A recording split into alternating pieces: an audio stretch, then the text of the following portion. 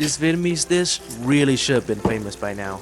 Sweet and savory braised pork over rice. I used to destroy the whole pot easily on my own. To start, you chop up some green onion and shallot, and then pound up some garlic. Then pound some red chili pepper together with the garlic. These are not even spicy, it's just there to give a nice color.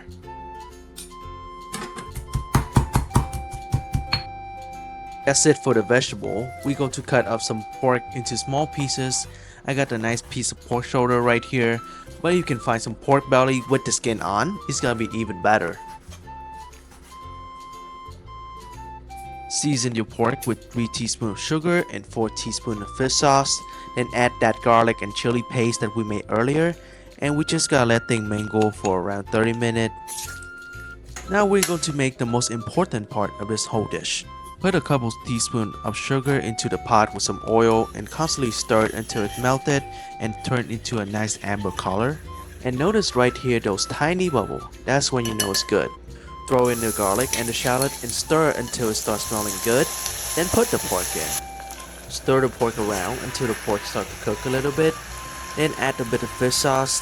I just listened to my ancestor here and added 4 teaspoons, and that seems to be the sweet spot.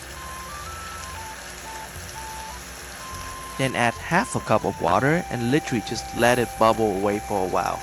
And it might look good now, but we're looking for that thick flavorful sauce here.